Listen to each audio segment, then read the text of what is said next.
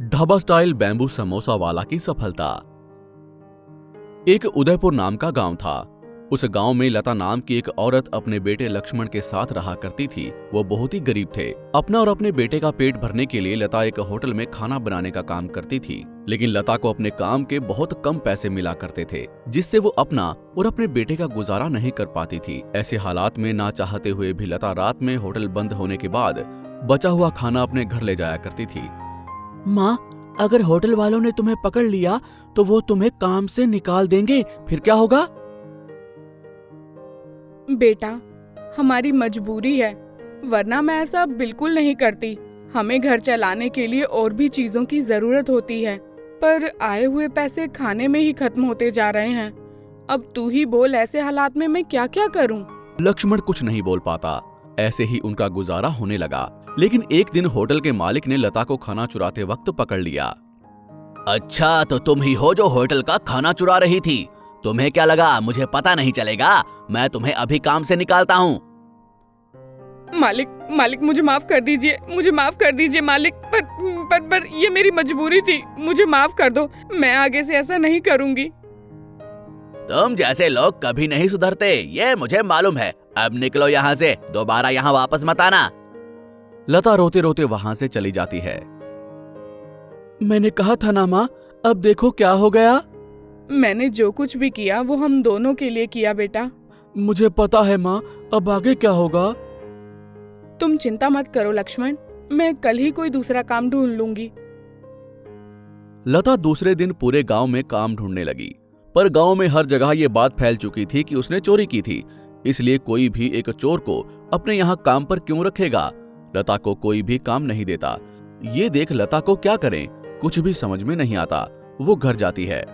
अब अपना घर कैसे चलेगा, अपना पेट कैसे भरेगा, क्या बेटे के साथ ये गांव छोड़ना पड़ेगा? ये सोच सोच कर लता बीमार पड़ जाती है। बेटा, मुझे माफ कर दे, मेरी वजह से आज हम दोनों पर ये हालात आए हैं।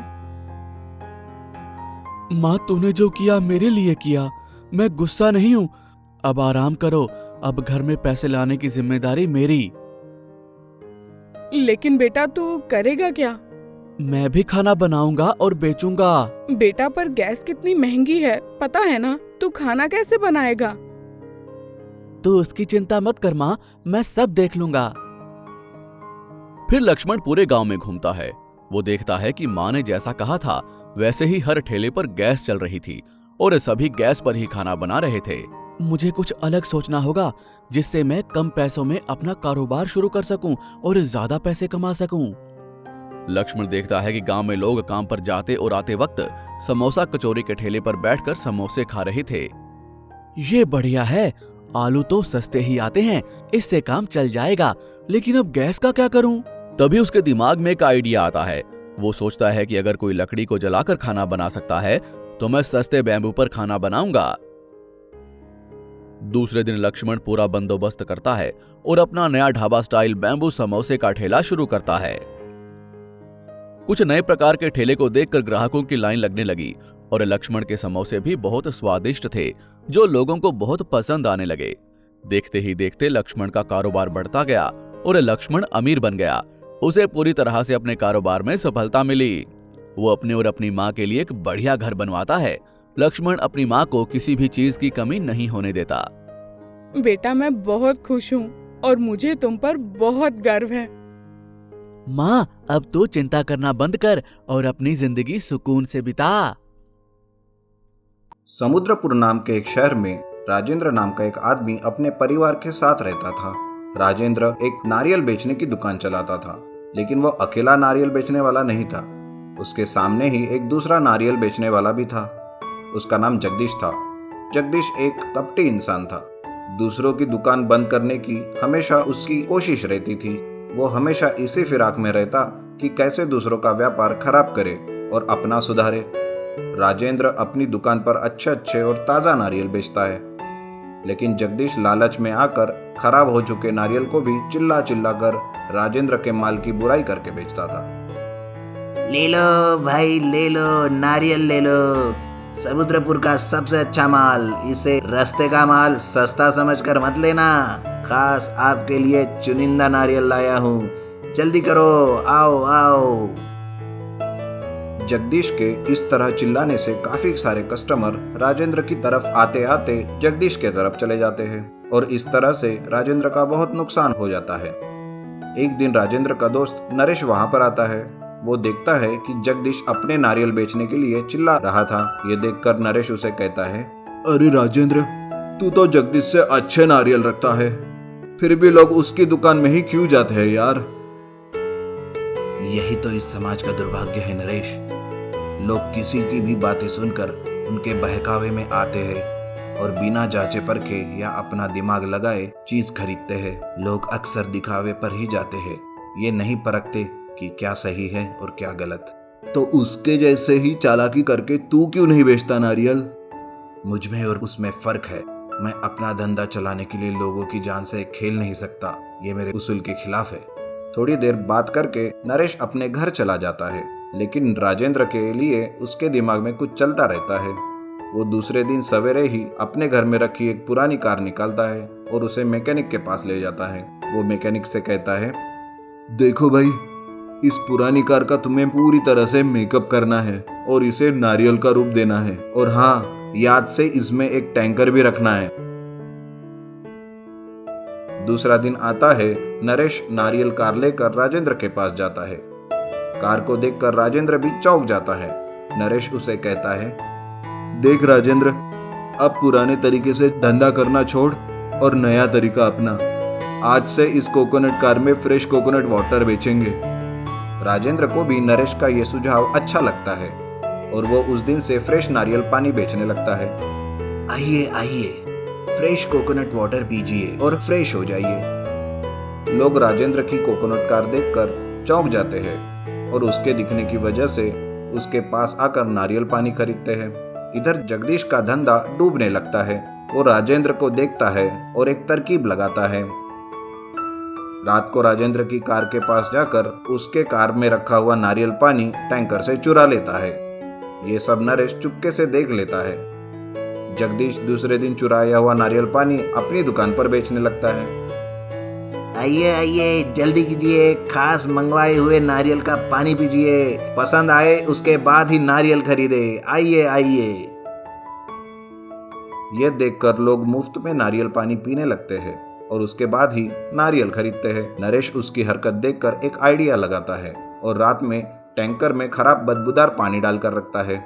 थोड़ी ही देर में जगदीश राजेंद्र की कार से नारियल पानी चुरा कर लेके जाता है। दूसरे दिन, आइए आइए भाइयों और आप सबकी बहनों, जल्दी से फ्रेश नारियल पानी पी लो।